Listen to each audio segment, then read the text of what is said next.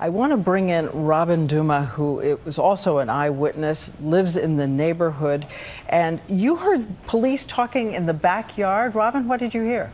Yes, as my neighbor said, when they told us we could go out, quite a few people did that. But within minutes, the police really descended on the neighborhood, and we had quite a few of them in our backyard. And we heard them saying that he was poking holes through the plastic, that shrink wrap on the boat, and looked like he was trying to, assess what was going on, see what was going on around him. So let me understand, the policeman was poking holes in it trying to understand, or the suspect was inside? The suspect, he was in the boat poking holes to try to see out. This is what you heard police say? Yes. Which would indicate, and we had not heard this before, that he might have still been alive when they came up, and when, as we know, there was that exchange of gunfire. Anything else you saw or heard about that moment? No, I mean, really, it was just overhearing them. We've tried to hear what the, the police radios are saying, but it's a little bit difficult. There was quite a bit of gunfire, which actually happened before we overheard the police officers talking. There was just a rush down the street of all the vehicles, and just now they actually brought an ambulance down the street and an enormous black special unit truck. But initially they all came rushing down the street, and then there was quite a bit of gunfire. And then there was really nothing. We heard the police officers speaking, and then a little while, well, quite a while later, there were several explosions, and then some more gunfire. And now, really, for the last little while, not much seems to be going on. The helicopters have left, but these larger, well, one ambulance and a larger big black truck just came down the street.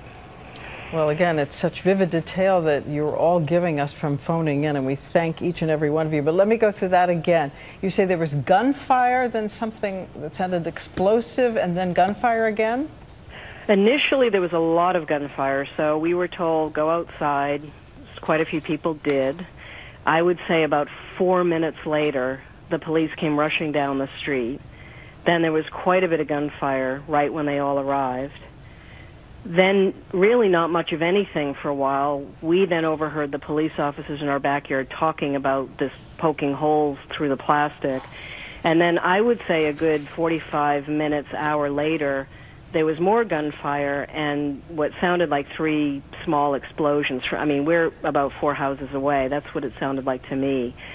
And now there's really, I haven't heard any explosions or gunfire or anything like that for, I'd say, about another 45 minutes, hour at this point. Well, again, it raises the question if there was any explosive around that police were trying to detonate. We will obviously have all this clarified as time goes on, but give me a sense. You must have been in your house. There was fear enough. When all of this starts happening, how afraid were you?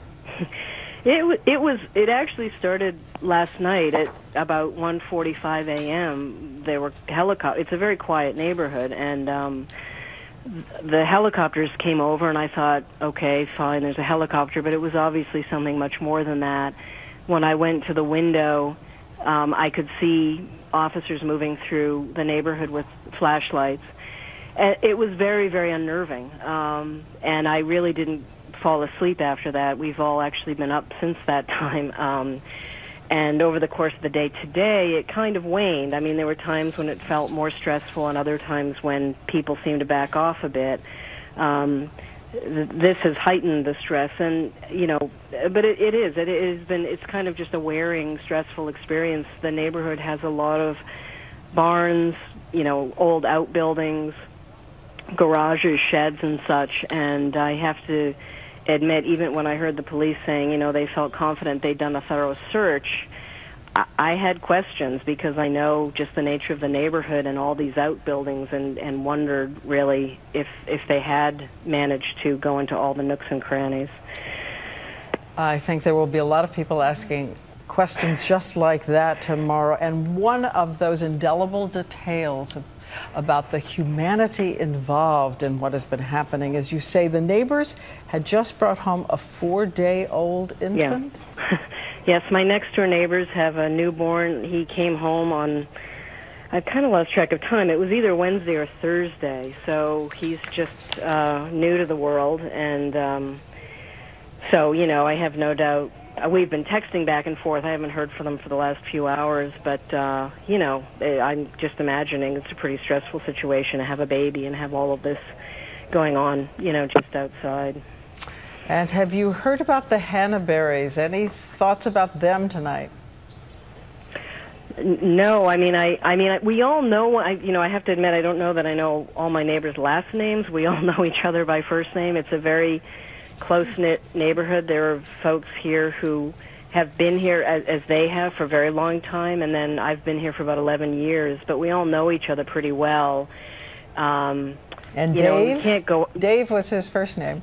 Yeah, yeah. So I know the family, and I know, I mean, my 14-year-old said, oh, my gosh, you know, it's that boat. And, you know, and I had even said earlier today, not about that boat, but we live right near the Charles River, and there is a yacht club that has all the boats shrink-wrapped. And I said, thinking aloud this morning, I said, you know, I wonder if they've gone through all of those boats, because there are, you know, 50 or 60 of them, and if I was running away, I'd think to go in that direction and hide in one of those shrink-wrap boats. So it's kind of, you know, interesting that that's where he was, not at the yacht club, but just down the street.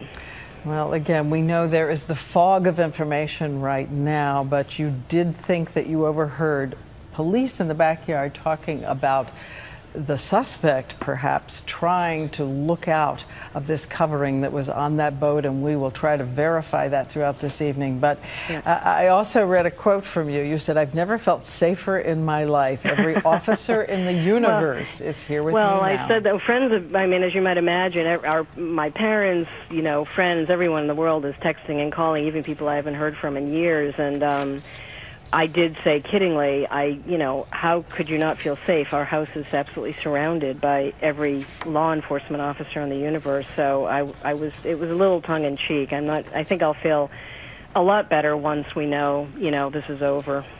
Well, Robin, stay in touch with us, please. Call us again if you hear or see something else. Please do. Okay, thanks very much.